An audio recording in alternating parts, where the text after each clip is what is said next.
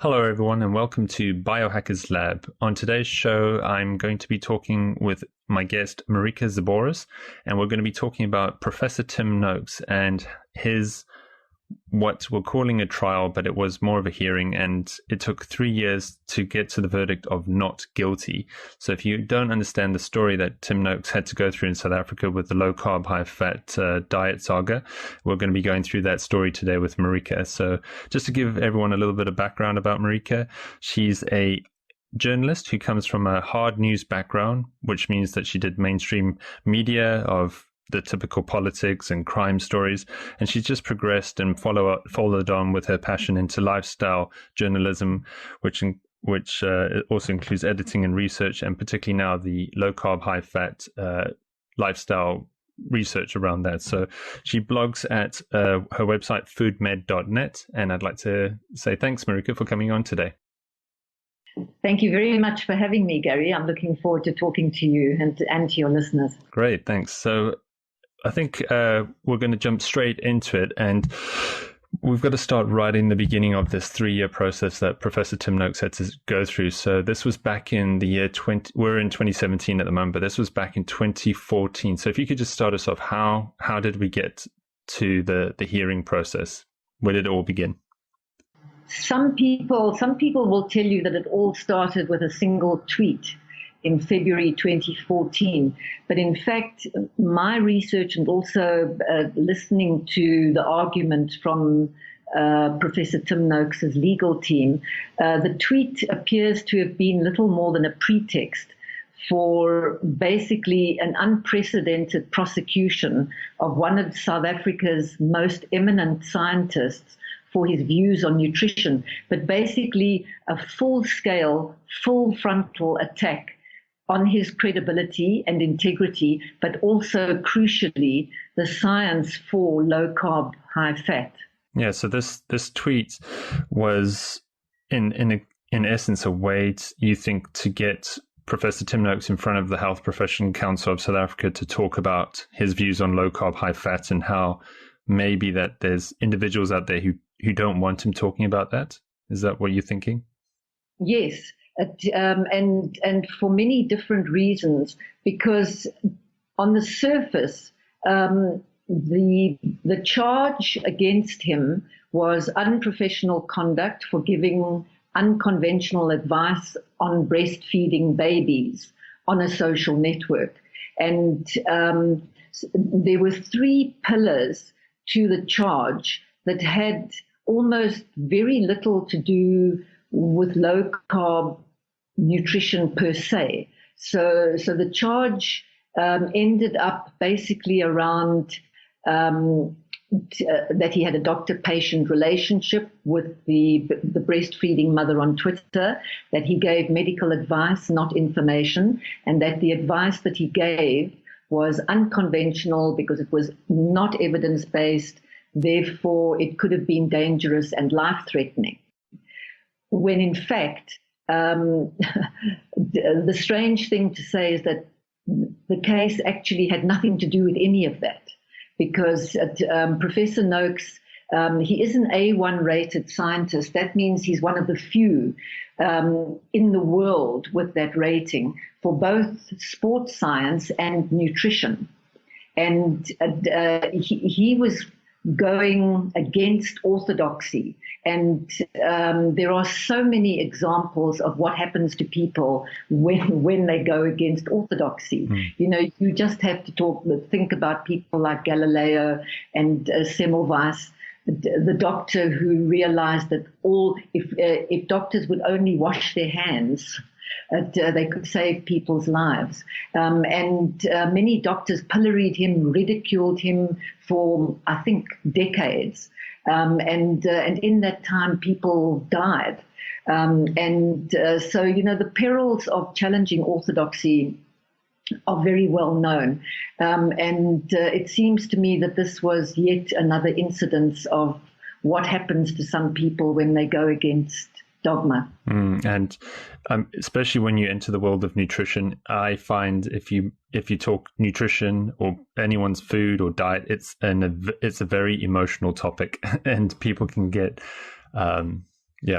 like that word is emotional, and you see it. I've seen it with Professor Tim Noakes in some of the reviews or remarks that people have given to him in the paper, and also just knowing what other doctors have said about him. And I think there was a situation, wasn't there, where even before all of this started, he had a whole bunch of doctors put a scathing attack against him, or I don't know if it should say attack, but very bad remarks about him in the press.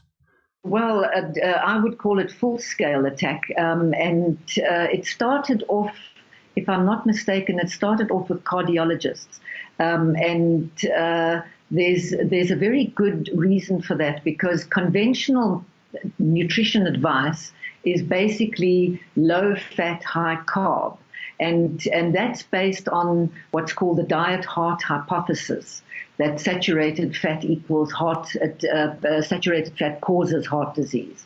And the hypothesis is currently still unproven after Dr. Ansel Keys proposed it in, when did he, 1950s? Mm-hmm. and into the 1970s. So more than 50 to, am I right? 50 to 70 years. The conventional advice is based on the diet-heart hypothesis. And Professor Noakes goes completely against that hypothesis. And there are many vested interests in food and drug companies that have benefited from that. And yet, the Health Professions Council of South Africa took 3 years to drag his name through the mud, put him under huge emotional stress, never mind financial. And at the end of it, they proved precisely nothing. He was completely vindicated on the 21st of April when the Professional Conduct Committee that heard the charge against him, their ruling came down, and every single pillar of the HPCSA's case against him, the committee found him not guilty on all aspects of the charge. So it just raises the question, why did it take them so long? And they had so much money, so much time, and they couldn't prove anything. Yeah. So it would have been better for everybody if they'd perhaps done their homework a bit better. Yeah, because I wanted to ask you that, because from my side, just following your tweets and your blog with all the commentary, it kind of came across that the main point at the end of the day was really trying to, because this was an ethics case that the council was having to rule on, and that point of, was it a doctor-patient relationship? And it just, to me, it seemed quite crazy. It took 3 years, and I think you've mentioned before somewhere like 10 million rand to get to that decision. Yes. The resources that have been thrown at this case are absolutely astronomical. Yeah.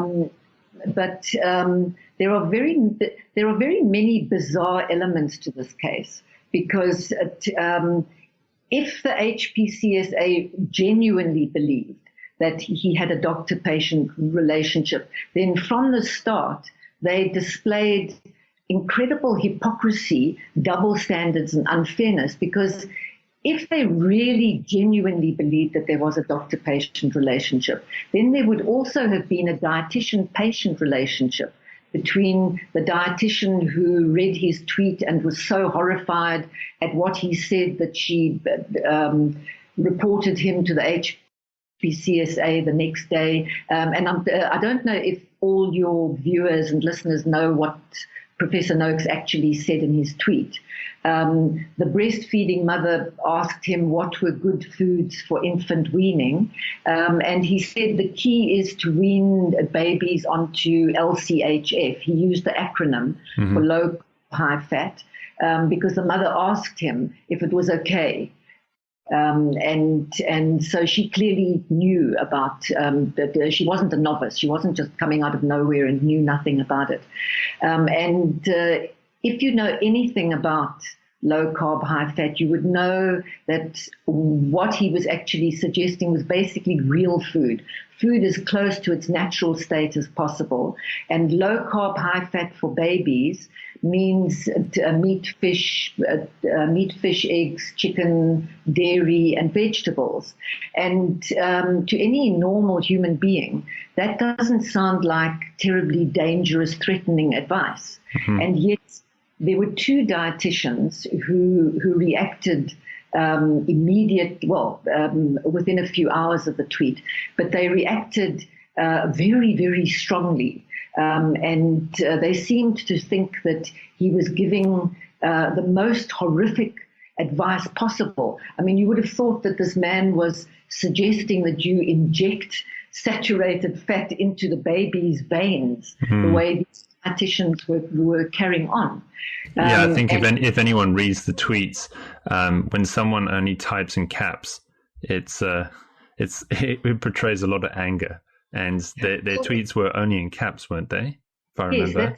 Yes, that's correct. The one dietitian who actually lodged the complaint, she at the time was the president of the Association for Dietetics in South Africa.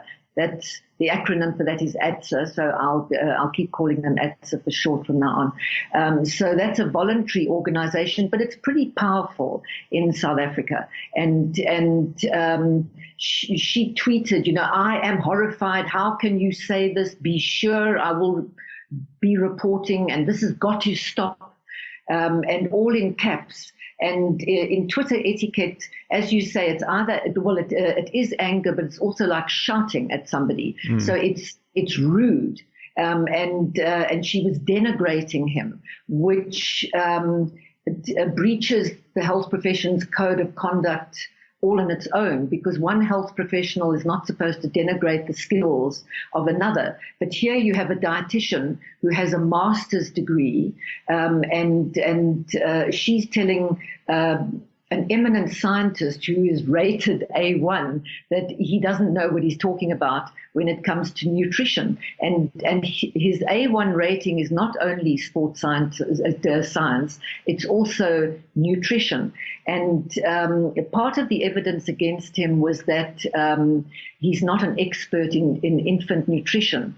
And Professor Noakes explained that to be an expert in sports nutrition, you actually really need to know the basics of nutrition for all ages. I mean, it makes sense, because if you're going to tell extreme athletes how to improve their performance, you are going to have to know the greatest detail about nutrition, and you absolutely have to know about nutrition for all ages.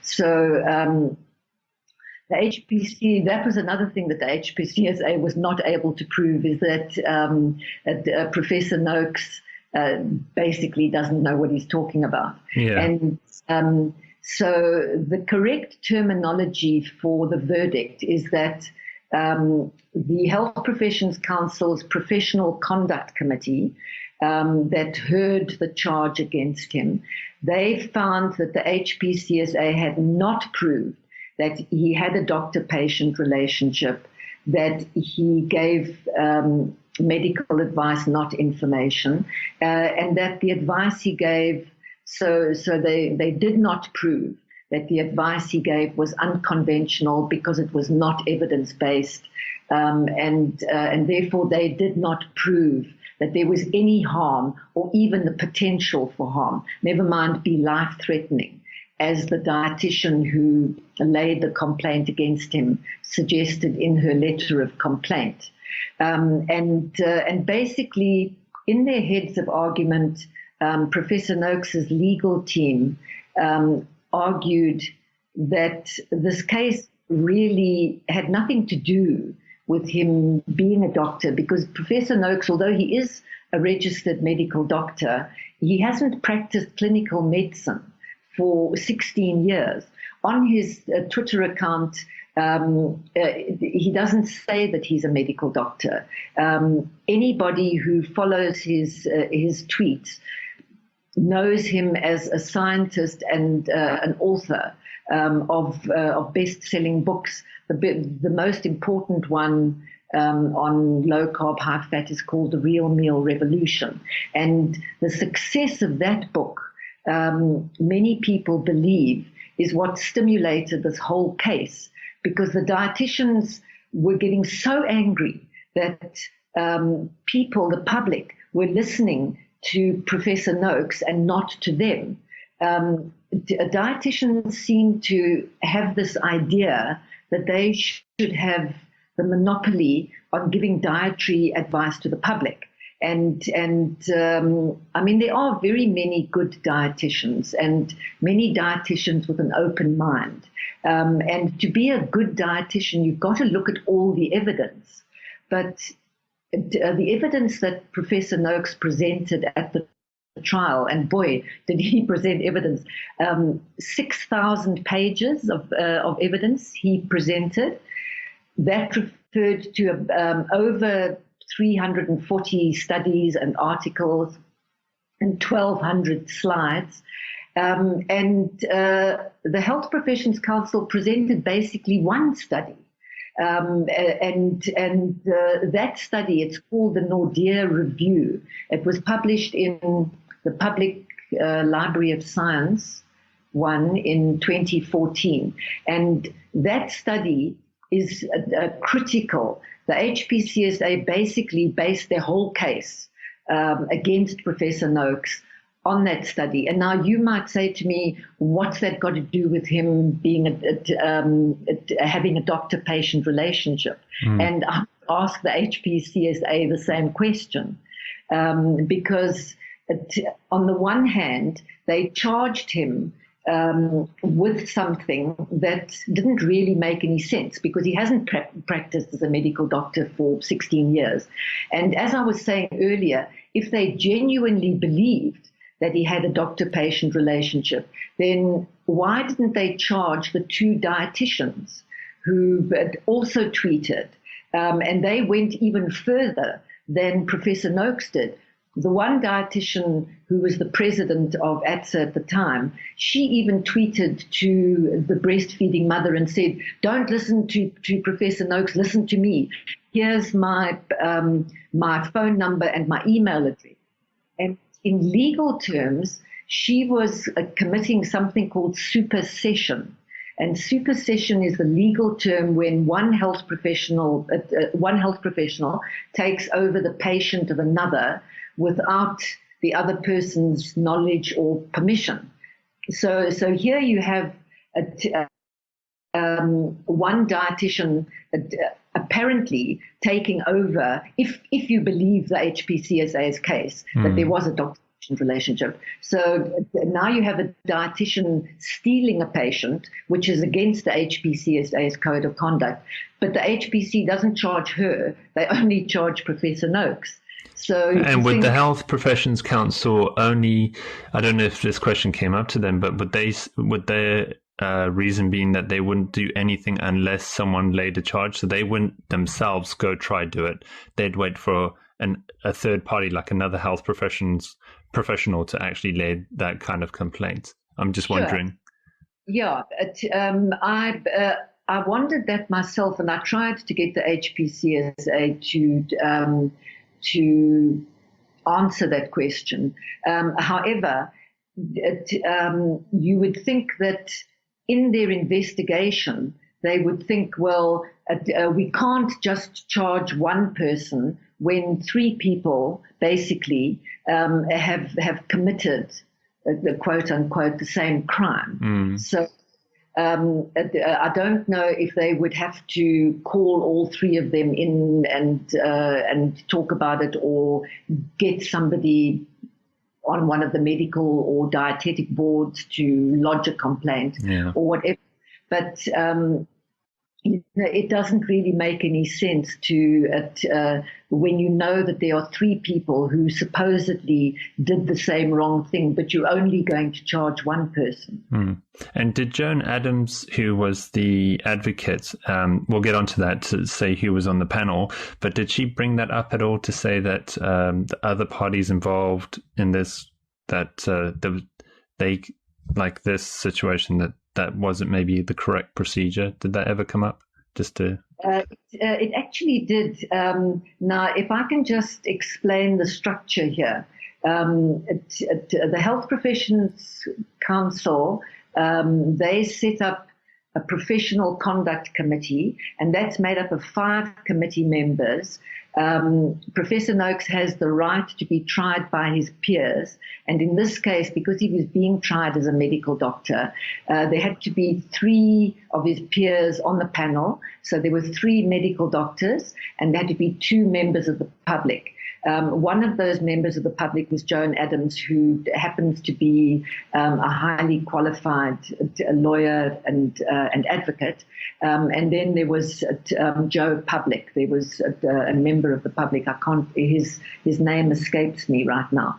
And one of the 3 doctors is a woman called Dr. Janet Giddy, and she asked that very question of one of the HPCSA's expert witnesses that they called.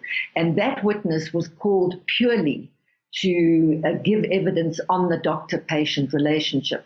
And I found the choice of him as a witness weird all on its own, because he's actually a professor of psychiatry. His name is Professor Willy Pinaar. He's from Stellenbosch University, and he isn't an expert in medical ethics.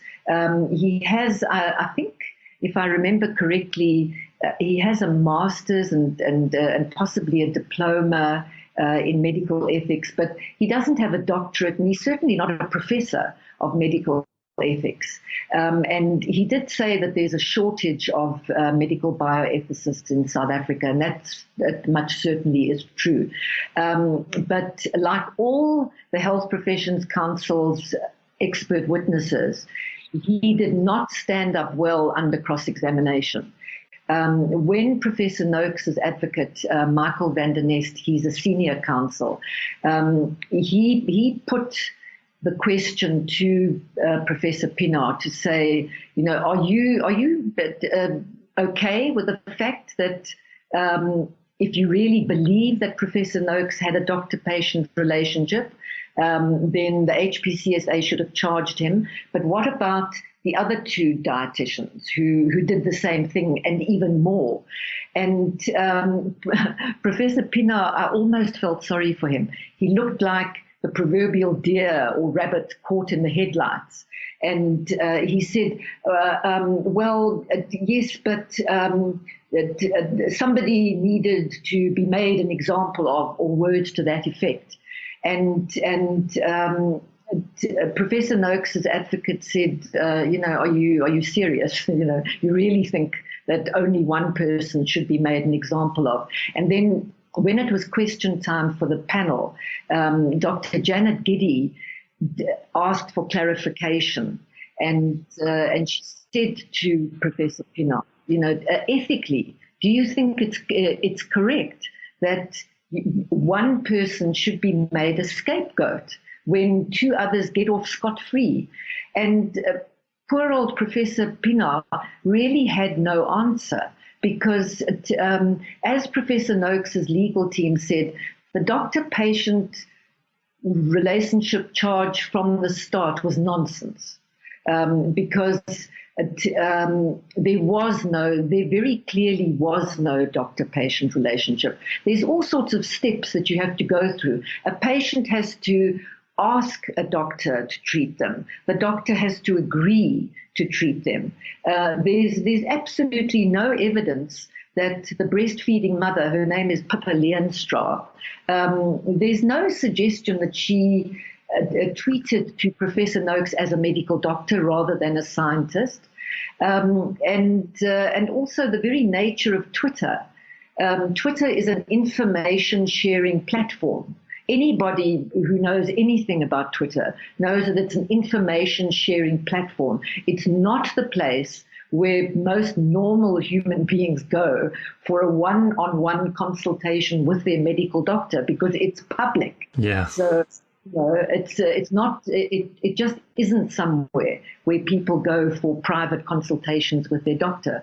So it just comes back to all these really bizarre elements of this case. So so it wasn't about a doctor-patient relationship. It wasn't about whether he gave medical advice rather than information. And so what was it really about? What was this case really about? And that's what you said with sorry, I just want to bring a point I had there with because you mentioned the word unconventional and how the verdict came out that at the end of the day it wasn't unconventional because he was found not guilty. So they were saying that the evidence, those 6,000 pages that he gave as evidence, actually made sense. And so but then the panel couldn't say that yes, the LCHF is fine. I don't know if maybe you can clarify that part. Yes, that's a very good question, because Advocate Adams made a point of saying that her committee will not be setting nutrition guidelines for the whole world, because first of all, it's beyond their remit. They were sitting to hear the charge of unprofessional conduct, blah, blah, blah. They were, and they're not scientists. They haven't conducted the research. So they really weren't in a position to give a verdict on the actual science. And the language is very specific. They were saying the HPCSA did not prove their case, that the advice that he gave is unconventional.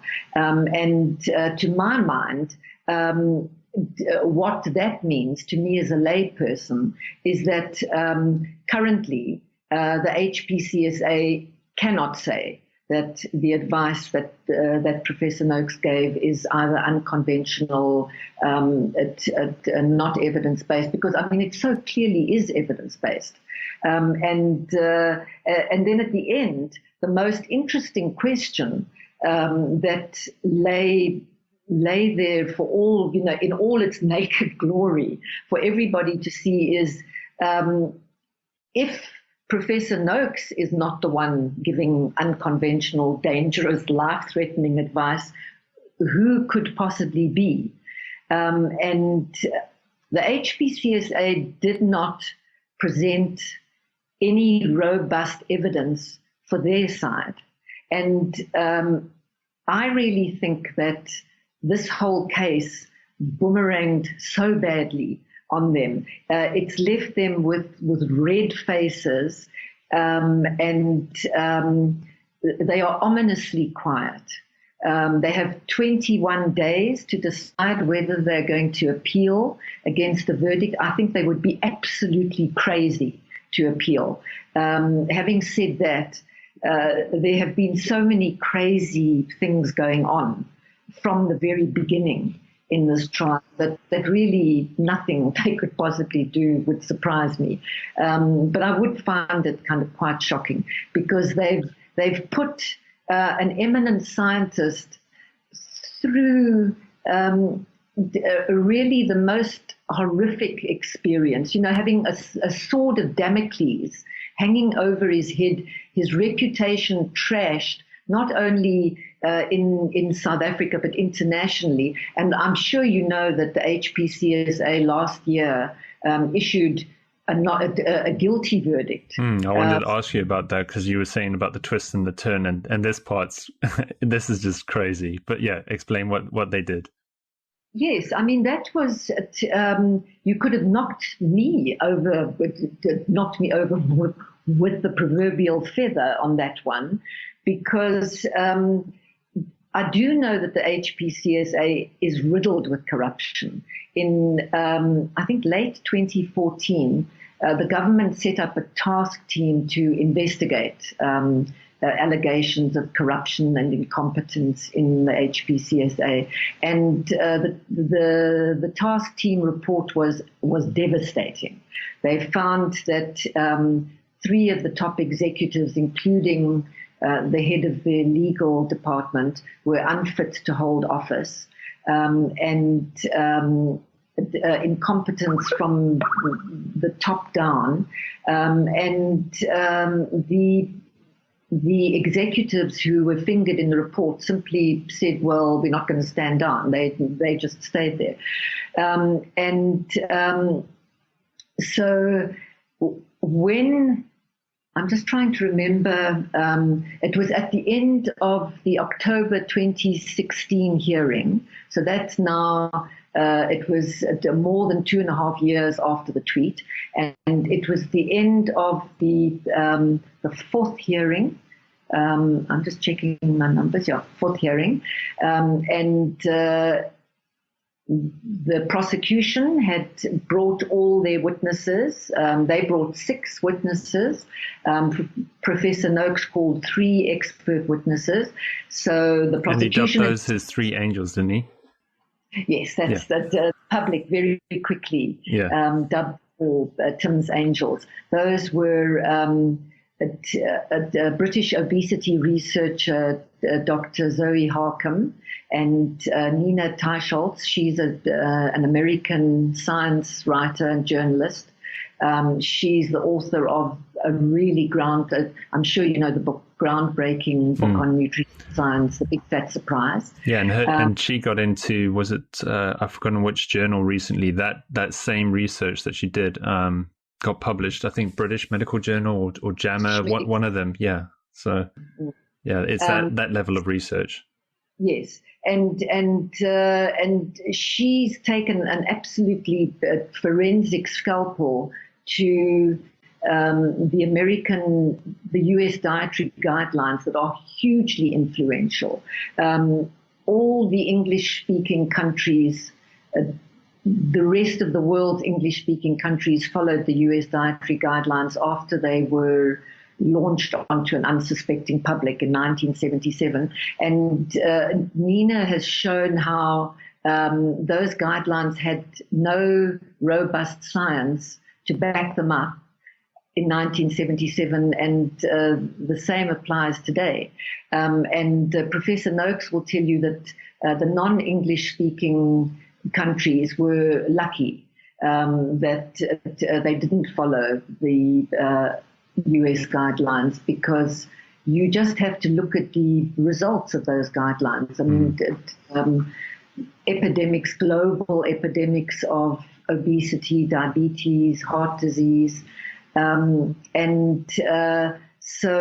you just have to think, the definition of insanity, keep doing the same thing over and over and expecting a different result. Clearly, the dietary guidelines are not working for many people. That goes back to what I think and what Professor Noakes' legal team thinks is really behind this case.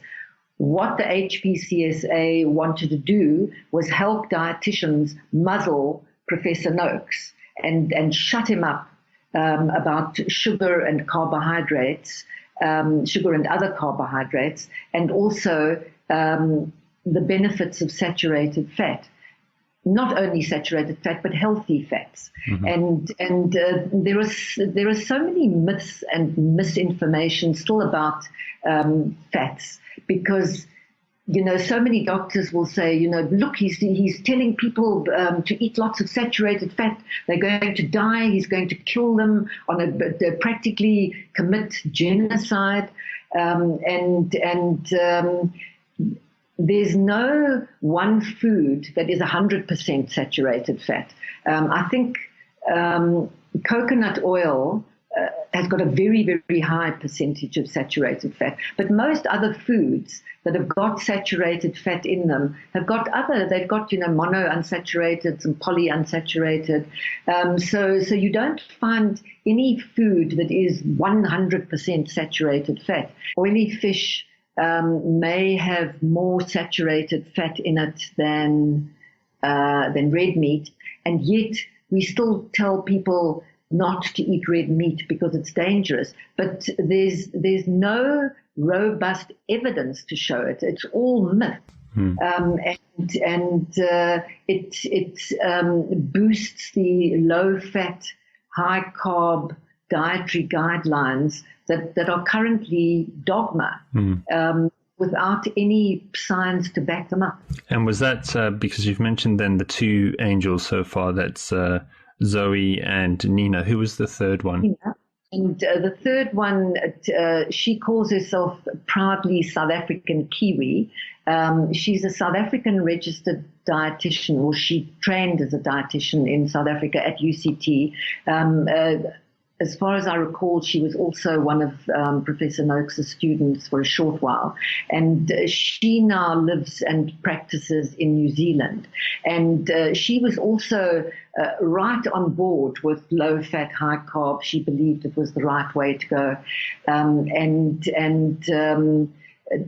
She started doing some research and had a very similar Damascene moment where she realized, I've actually got it all wrong, and I've been giving people the wrong advice for upwards of a few decades, and I must stop it. Because basically, that's what good scientists do. When they are confronted with evidence that completely contradicts a deeply held belief, no matter how long you've held that belief, a good scientist will change his or her mind. But there's this phenomenon called cognitive dissonance, which is, it's a psychological term for what happens to people when they are confronted with the evidence and it is so unnerving that they just ignore it and just pretend it's not there. And I would say that who's behind this case? It's cognitively dissonant dietitians and doctors, and behind them are vested interests. In my posts, I was starting to find lots of little dots, and I couldn't really work out exactly who was behind it. I mean, I could see dietitians and doctors, especially cardiologists, because they really don't like Professor Noakes because he doesn't like statins. He once called statins the single most ineffective drug ever invented. And the statins have made billions for drug companies and the doctors who prescribe them. The evidence on them is appalling, that you have to treat 149 patients for one to benefit. There is some evidence to show that statins work for secondary prevention if you've already had a heart attack. But the evidence for primary prevention is thin, to say the least. Yeah, there's some very good other cardiologists and doctors out there also who are with Tim's view that I know of. I can think of Malcolm Kendrick in Scotland and Uwe Ravenscoff in Scandinavia. Yes. You've got Asim Malhotra. There's a lot of other doctors who also follow the same thought pattern as Tim. So yes. Anyone who's interested in that, makes some great reading. Yes, Malcolm Kendrick is wonderful. He's not a cardiologist. He's a GP. A GP with a special interest in cardiovascular disease. Yeah, very special interest. That's someone who's spent a lot of time reading the research around it. I would say that he is as knowledgeable as any cardiologist, although I'm sure cardiologists would hate me for saying that. But he's just written a blog about Professor Noakes' case, and he made a very good point, because he said the message that's come through this trial is a sobering one. Any scientist looking on, the message that statutory bodies like the HPCSA, and it's not only them, you think of what's happening to Dr. Gary Fetke in Australia, his statutory body, the Australian APRA, I forget, Australian Health Professionals Regulatory Agency, APRA. They banned him for life from talking to patients about sugar. And he is an orthopedic surgeon who sees a lot of diabetic patients, and he just doesn't want to keep cutting off people's limbs. He knows that there is a cheap, safe, effective way of reversing diabetes and reducing the incidence of obesity. He would rather help his patients keep their limbs. And for that, his regulatory agency slapped a lifetime ban on him. I mean, that's as bizarre as what's happened to Professor Noakes. But I think at least with Professor Noakes, we had, I think most people would hopefully think common sense prevailed at the end of the day there. Yes, yeah. And sorry, just to get back to my train of thought about what Malcolm Kendrick said in his blog, that he said any scientist looking on at the case of Professor Noakes, they get this really sobering message from the HPCSA. If you say things we don't like, we will drag you through the courts for upwards of 3 years. We will attack you. We will criticize you. We will ridicule and humiliate you. And that's a really frightening prospect. The Health Professions Council of South Africa is a statutory body. Its hearings are not supposed to be adversarial. I keep referring to it as a trial. I mean, I wasn't the first person to start calling it a trial. The public very quickly dubbed it the 21st century, the nutrition trial of the 21st century. They also called it the Banting for Babies trial. But in fact, it very soon became clear that this trial was not about infant nutrition, even though that was one of the HPCSA's claims.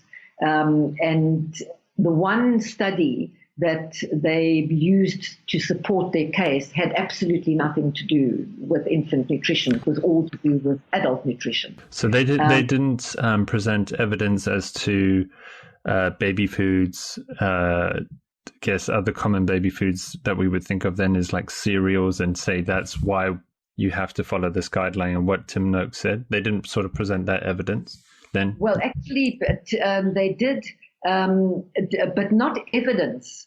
One of the most important guidelines for adults and babies in South Africa's nutritional dietary guidelines is the recommendation that people should make starchy foods the basis of all meals.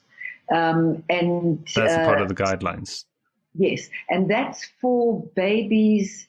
I think it's for babies older than 12 months, because obviously for the first 6 months, any normal dietary guideline would say exclusive breastfeeding if possible, and then you start complementary feeding. And the one interesting thing that I found was the HPCSA built part of its case, or a large part of its case, on a secret report, which one of its expert witnesses wrote, and for the preliminary committee that looked into whether or not he should be charged. And that report referred to the Nordia review, which had nothing to do with infant feeding. But the woman who wrote that report, her name is Professor Hester Esti Forster. She's from Northwest University in South Africa. It was formerly called Potchefstroom University. And she wrote South Africa's dietary guidelines. And she wrote the guideline to make starches the basis of all meals. And whenever anyone has asked her where the science is for that, she's never been able to show that with any logic. I mean, there are they will throw up kind of epidemiological studies, but no randomized controlled trials. And she had a very strange rationalization for that recommendation. So not evidence, but rationalization. She said people should make starchy foods the basis of all meals, because you have to look at what populations are eating. And in South Africa, the majority of the poor people, the rural communities, eat a form of carbohydrate called mealie pap. And it's ground corn, and it's a very high carbohydrate, and it's not a nutrient dense food. You have to fortify it.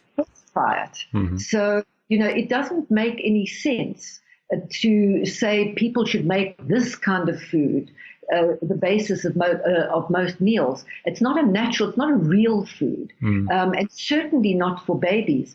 My view is that it's not so much what Professor Noakes said as what he didn't say that actually got him into all this trouble.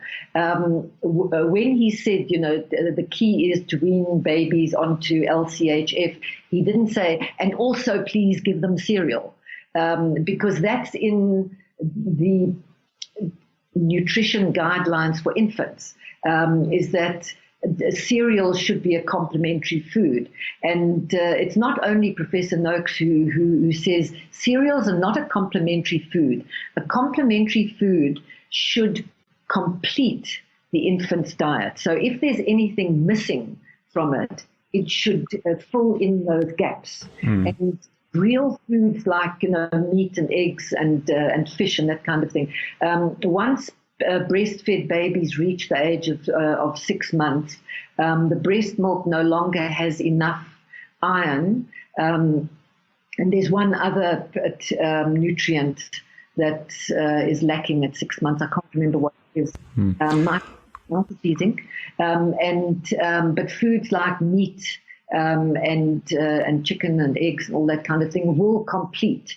But you can't call cereals a complementary food, or at least that is how Professor Noakes and people who endorse and support the low-carb, high-fat way of eating. That's how they argue it. And also, I think when we're talking low-carb, high-fat, if I remember, the point came up that we're not talking about a ketogenic diet or ketosis here. It's just saying that it's a lower amount of carbs than maybe the general population would expect with the standard dietary guidelines. Not that we want you to go into a ketogenic state, which created a lot of confusion, if I remember. Yes. I'm kind of giggling a bit. I shouldn't really be giggling because this was a very serious trial. But there were so many moments that were funny. They would have been funny if they weren't meant so seriously. Every time I heard an expert witness say something like, and it was practically verbatim, Professor Noakes should never have advised a ketogenic diet for babies. And I was sitting there thinking, where did they get that from? Because, I mean, low carb, high fat is not a synonym for a ketogenic diet. And ketogenic diets are on a spectrum. Low carb is a spectrum from practically zero carb to much higher carb, but not as high as conventional high carb, low fat dietary guidelines would allow. And practically every single expert witness, except for the legal officer that they brought in, they all spoke about ketogenic diets. And I have absolutely no idea why. So there was a confusion. There was just an inherent confusion there that just was very hard to break in the beginning, I guess. Well, I mean, it showed, I'm not so sure that it was confusion. To my mind, it showed complete ignorance because of what a ketogenic diet really is. And I mean, ketogenic diets work wonders for epileptic children, So I mean, it has a very specific medical use. And I remember one of the nutrition professors from Northwest, she was saying, a ketogenic diet must be under medical supervision, and I'm thinking, yes, but we're not. He wasn't talking about that. He was talking about real food for babies, and the carbohydrate content that he would advocate is vastly higher than you would even vaguely think of for a ketogenic diet.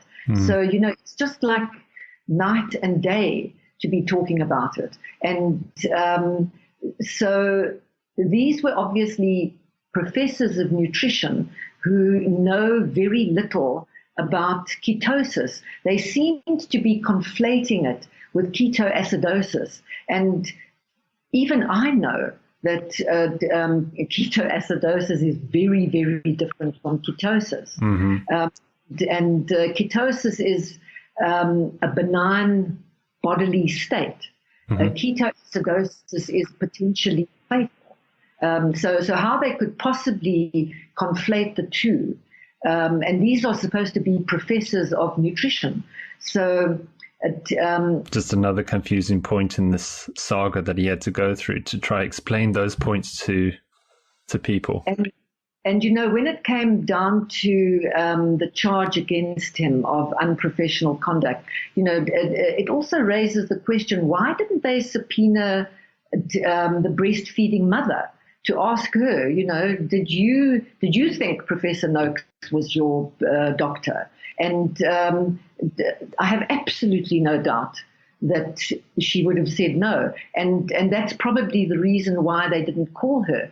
But that goes to show that there was bias from the start against Professor Noakes.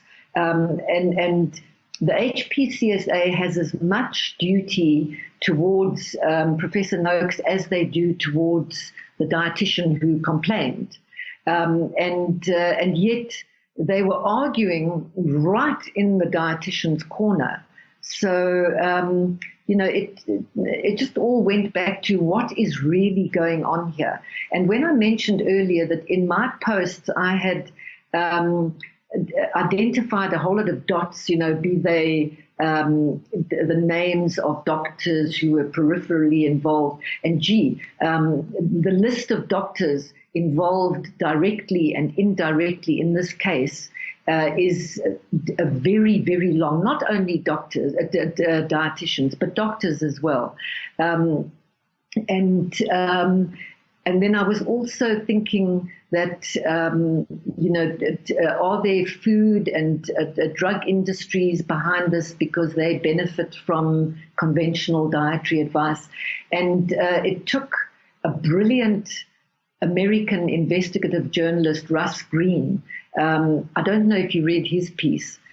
It's from CrossFit. And he joined all my dots, and he found that they led to this very shady outfit. It's called, it sounds really good. It's called the International Life Sciences Institute. This is the Coca-Cola one. Yes, it's actually a front for Coca-Cola. Yeah, I've vaguely heard of that. Yeah, this is why I know of ILSI. And he had a look. He was investigating ILSI for something else, something that had gone on in the US, and he started looking at all the ILSI links with many of the expert witnesses that the HPCSA has called.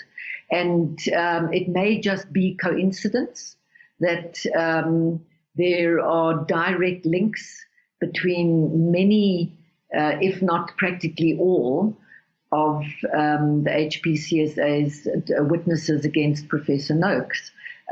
So Russ Green thinks that ILSI has quite a direct hand in this case. And from what I understand, they've closed down now, haven't they? that organization is that I'm not sure if that's the same one, because all the funding and this, the came out with Coca-Cola, and I think whatever university it was linked to decided to close that program. I'm trying to. I haven't heard that LZ has closed down. I'm not 100% sure about that. I don't know that. No, I'd have to look.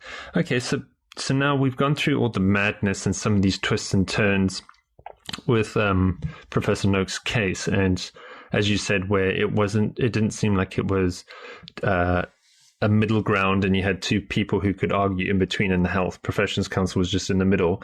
It felt like it was Tim trying to defend against this bigger body who was just, everyone was against him. And so now with the not guilty verdict, how is Tim, and where do we think things are going to go? What's your feelings, or what have you heard? Well, certainly the verdict has been a complete vindication for him. So it must be a huge relief. However, what the implications of it are for the future of dietary advice, only time will tell. If ADSA's first statement after the verdict is anything to go by, it's just going to be business as usual. And ADSA put out a statement saying that they've always had the greatest respect for Professor Noakes, which that struck me as a touch disingenuous, but be that as it may. And then they just went on to say they won't be changing their dietary advice because they give evidence-based advice. So I'm thinking, well, what are you saying about the 6,000 pages of evidence that he presented? So are you going to continue to do what you've done up to now, which is ignore the bits of evidence that don't suit your point of view? That's why I think ADSA really is in crisis. ADSA has now taken on a PR consultant who does crisis management, and yet they have their own PR company. So why they would need another PR company who handles crisis management, I don't know, because ADSA is saying we're not really in crisis. So, there's all this kind of semantic sophistry going on. And I think, well, what about the public? The public has a right to all the information, not just the bits that suits a particular expert's point of view. I have yet to meet any low-carb, high-fat expert, and I'm talking here of people like Dr. Eric Westman and Professors Stephen Finney and Jeff Wallach, those three are like the fathers of low-carb, high-fat dietary advice in the US. I've yet to hear them say that LCHF is the only way. What they do say is that if you have got obesity, diabetes, heart disease, and you've been eating low-fat, high-carb diets, try LCHF first before you take drugs. And that, to me, is reasonable. It doesn't seem to be, unethical, mad, bad, dangerous. So I really don't understand why there's so much vilification of people who promote low carb, high fat. And I mean, I know about fat phobia, and it's very difficult for people to get over that fear because, the cardiologists will say, if you eat too much butter, it's going to clog up your arteries, as if your cardiovascular system is like kitchen plumbing. It's not. Okay, so hopefully I think everyone's got a clear idea then of a little bit of what's gone on.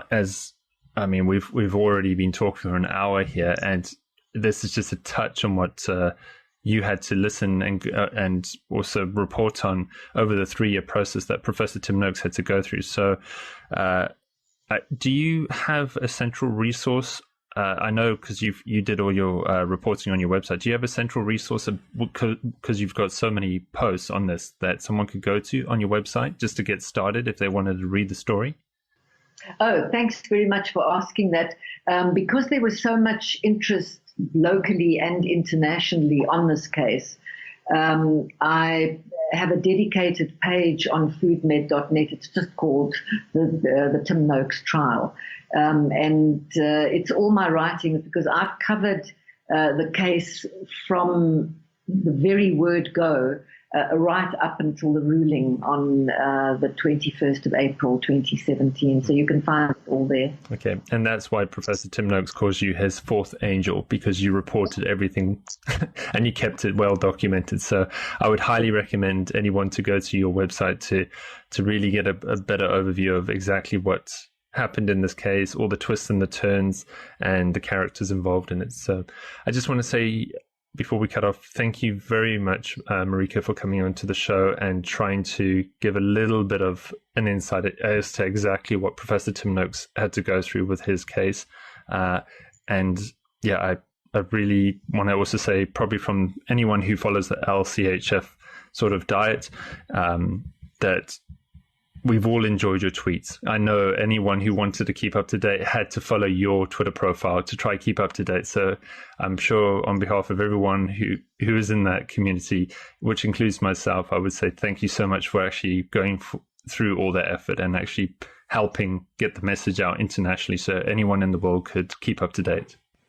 Thank you very much. Thank you very much for inviting me on your show, Gary, because I think really just as a closing comment, I think Professor Noakes has won a big battle here, but the war definitely goes on. And I think it's going to be an even more fierce war from now on in nutrition science circles.